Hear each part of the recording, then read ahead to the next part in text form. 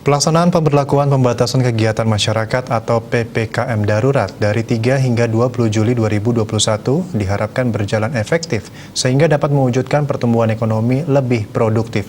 Kepatuhan semua pihak untuk mendukung PPKM darurat dan patuh menerapkan protokol kesehatan 6M maupun CHSE, yakni Clean, Healthy, Safety, Environment di sektor pariwisata menjadi kunci efektifnya penanganan COVID-19 di daerah ini.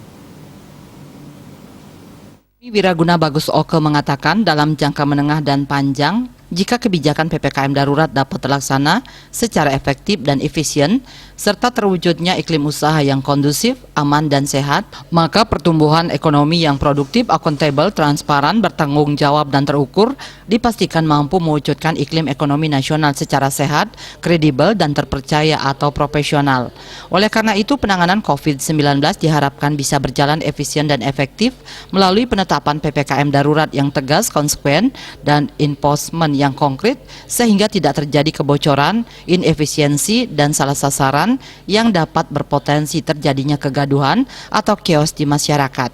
Terkait perkembangan ekonomi, Wiraguna menilai pelaksanaan PPKM darurat di awal triwulan ketiga dari sudut pandang dunia usaha, maka dalam jangka pendek, jelas dan pasti akan membuat struktur ekonomi dan bisnis di tingkat lokal, regional, dan nasional akan mengalami tekanan, disrupsi, dan pukulan yang telak terhadap supply side maupun demand side perekonomian. Secara agregat, hal ini mengakibatkan terjadinya ancaman resesi perekonomian nasional, di mana permintaan terhadap barang atau jasa akan tertekan cukup dalam antara lain karena kesulitan atau terbatasnya likuiditas.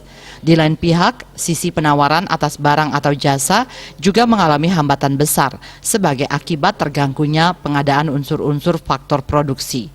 Itu sebagai akibat terhentinya semua aktivitas ekonomi oleh kebijakan pelarangan dan pembatasan aktivitas manusia dengan kebijakan PPKM darurat berikut dengan ancaman atau enforcement sanksi berat. Swardike Bisnis Bali melaporkan.